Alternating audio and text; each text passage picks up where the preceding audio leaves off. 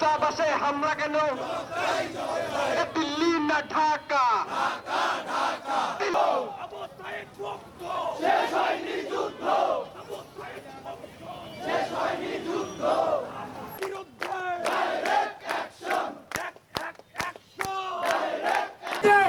বাংলার ছাত্র জনতা সবসময় কথা বলেছে ভারতের আগরতলায় বাংলাদেশের যে হাই কমিশন অফিস, সেই অফিসে হামলা করা হয় এবং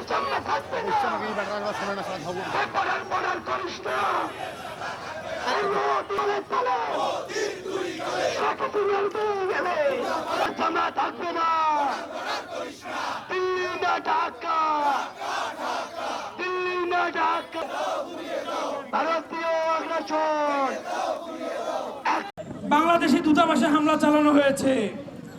আমরা লক্ষ্য করছি এই আওয়ামী ফ্যাসিস্ট সরকার পালানোর পর থেকে ভারত বাংলাদেশের উপর অনেক চড়াও।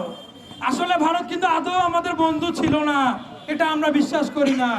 তারা আসলে বন্ধু ছিল সেই ফ্যাসিস্ট খুনি হাসিনার। তারা সেই খুনি হাসিনাকে শেল্টার দিয়েছে, নতুন করে বাংলাদেশকে একটা অরাজক পরিস্থিতি সৃষ্টি করার জন্য পায় তারা সর্বনিয়ত করে যাচ্ছে। এই 24-এর বিপ্লবে 2000 ভাই আমাদের রক্ত দিয়েছে, কাজে আমাদেরকে ভয় দেখাবেন না। আপনারা আমাদের মধ্যে কোনো ভেদাভেদ সৃষ্টি করবেন না। আপনারা নিজের চক্রায় তেল দেন। আপনারা ইতিমধ্যে খেয়াল করে দেখবেন, কিছুদিন আগে এক হিন্দু বোনকে গণধর্ষণ করা হয়েছিল। আপনারা নিজের চরকায় তেল দেন, নিজের সমস্যার সমাধান করেন, আমাদের সঙ্গে লাগতে আসবেন না দয়া করে। 16-17টা বছর বাংলাদেশ চলেছে ভারতীয় দালালদের দ্বারা, আর সেই দালালদের যে বাহিনী, পুলিশ বাহিনী থেকে শুরু করে প্রত্যেকটা বাহিনীর অস্ত্রের মুখে এই নিরস্ত্র ছাত্র জনতারা দাঁড়িয়েছিল এবং আমরা দাঁড়ানোর ফলস্বরূপ বাংলাদেশের যে স্বাধীনতা পেয়েছি, আমরা সবাইকে হুঁশিয়ার উচ্চারণ করে বলে দিতে চাই, আমরা ভয় করি না কোন বুলেট বোমা। আমরা জীবন দিতে শিখে গিয়েছি।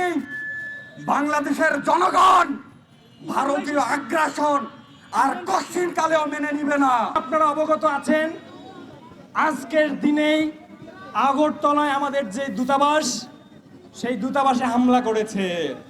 আমি আমার বক্তব্যের মাধ্যমে দেশের মানুষকে বলতে চাই, ভারতীয়রা সাংস্কৃতিকভাবে, রাজনৈতিকভাবে এবং কূটনৈতিকভাবে বাংলাদেশকে পর্যুদস্ত করার জন্য একের পর এক অপচেষ্টা করছে। প্রথমত তাদের সকল মিডিয়াকে বয়কট করুন। স্টার জলসা, জি বাংলা, জি সিনেমা সহ এই সকল চ্যানেলের মাধ্যমে আমাদের দেশের মানুষের মধ্যে প্রত্যেকটা পরিবারে বিভাজন সৃষ্টি করার অপচেষ্টা করছে। প্রথমে এই মিডিয়াগুলোকে বয়কট করতে হবে।